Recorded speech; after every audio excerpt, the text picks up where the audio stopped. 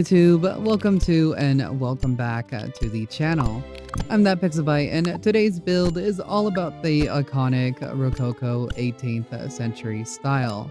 I always had a love for this sort of design despite being a minimalist because of all the intricate and detailed molding, those one-of-a-kind door frames, and wall ornaments that fill out those empty spaces on the walls. I was inspired to do this because recently I rewatched Bridgerton's Queen Charlotte, and the details of the Queen's dresses in Bridgerton overall made me want to do a maximalist design.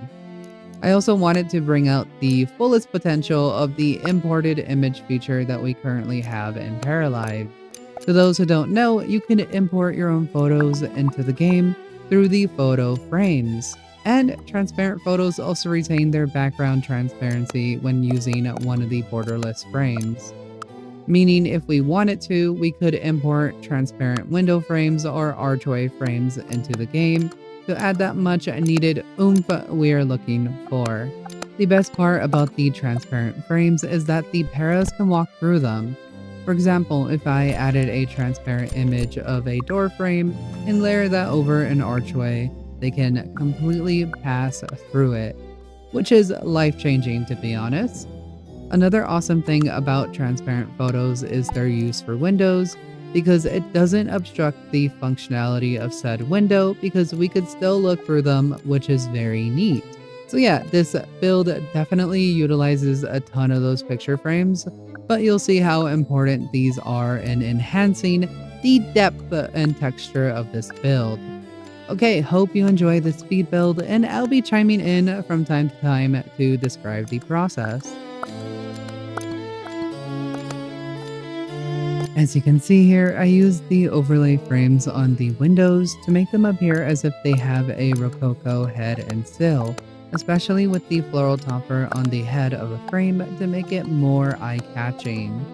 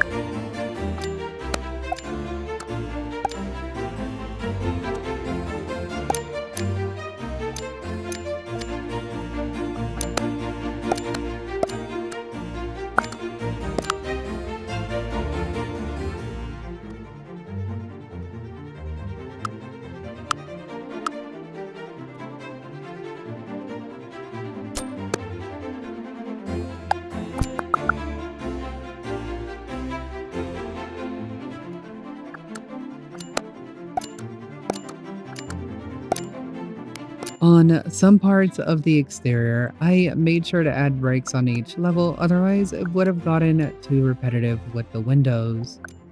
So adding different types of ornaments and molding to these walls ensured that I added a bit of variety to each floor.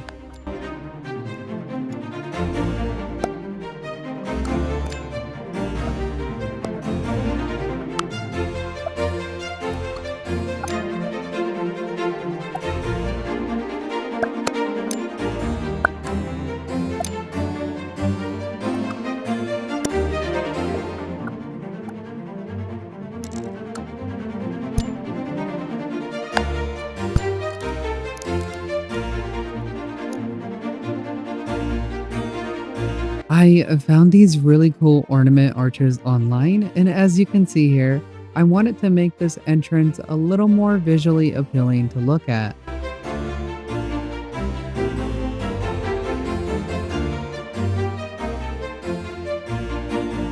You know, I really love rooftop ornaments because they bring out the beauty to parts of a building that are kind of neglected. I got the idea to turn this part of the roof into a decorative turret prop space, and I honestly love it.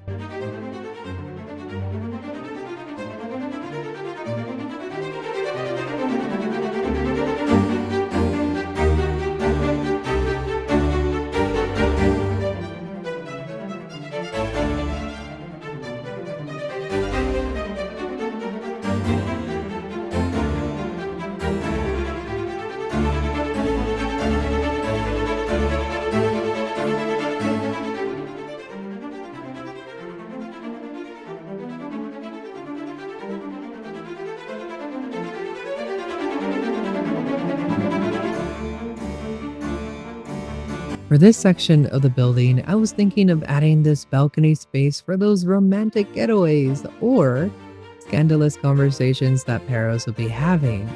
I was imagining a conversation between two upper class paras, where one of them would be blackmailing Lord Blueflower into contributing funds into a scheme, or not to leak information to the town that he was cheating on Lady Blueflower. Oh, how much of a scandal that will be. Yeah, I was coming up with ideas about potential stories at this point of the build.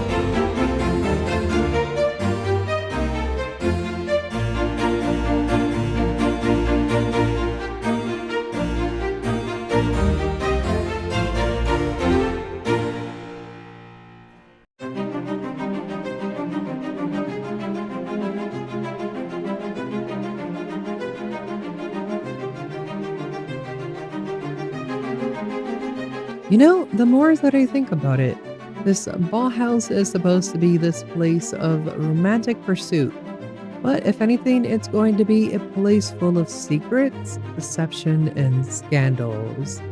I mean, I had intentions of using this as a romantic getaway, but drama truly spices things up. I think Lady Whistledown is going to have a field day with the amount of secrets that will be going on in this ball house.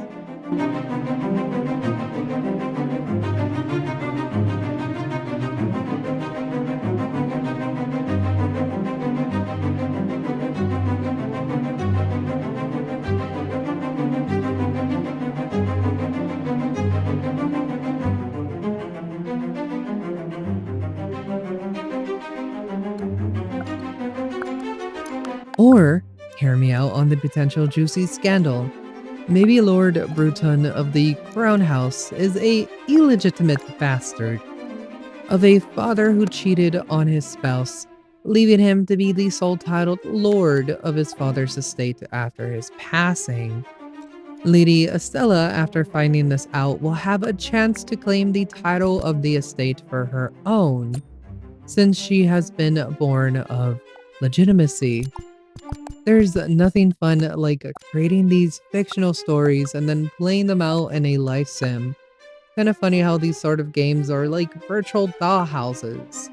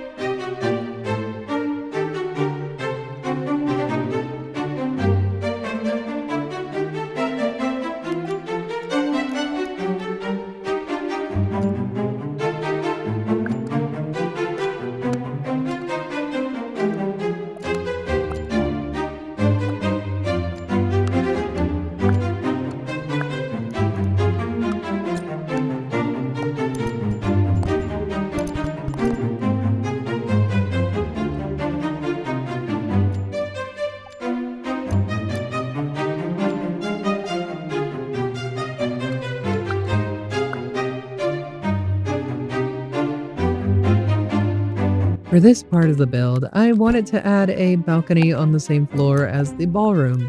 Of course, I had to add one because who doesn't love a good ballroom balcony?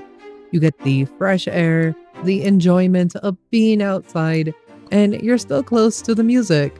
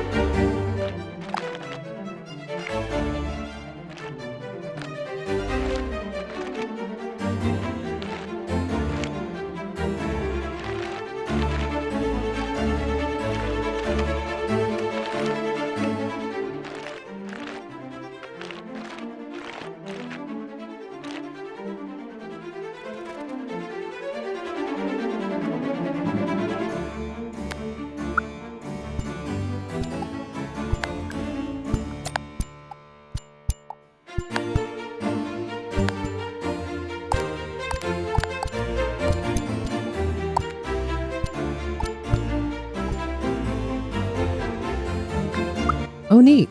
The landscaping is always going to be my favorite part. Now, all I did for this section was place down bushes alongside the outline of the pathways that I've drawn out.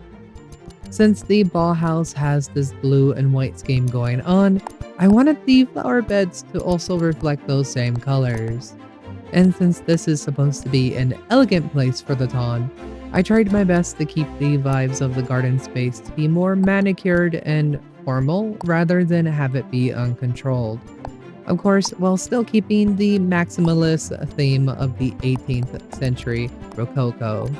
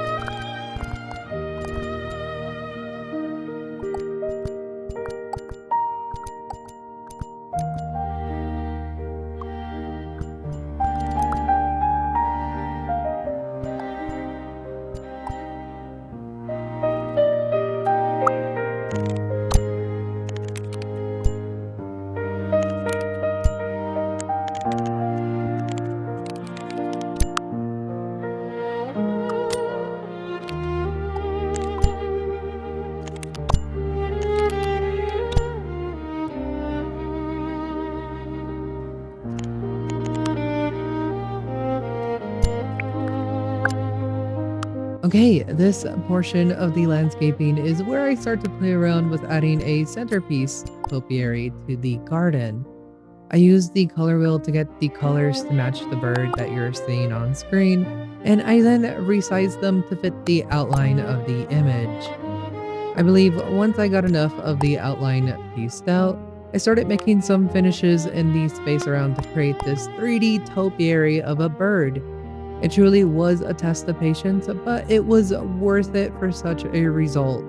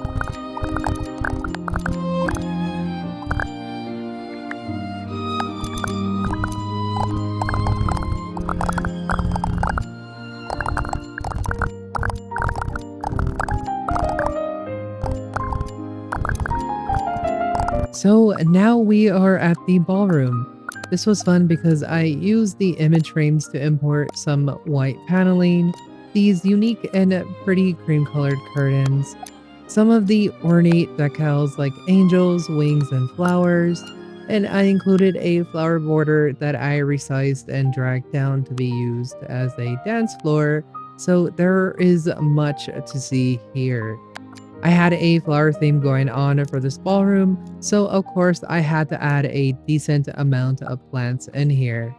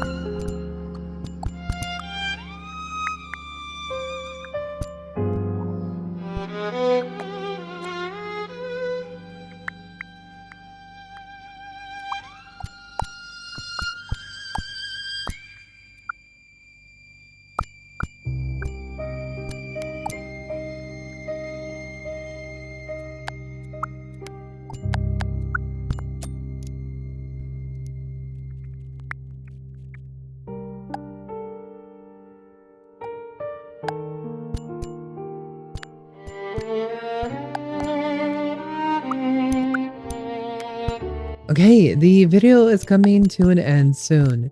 I had such a fantastic time creating this Rococo styled ball house for you all. Let me know if you like the design down below. I still have plans on creating more.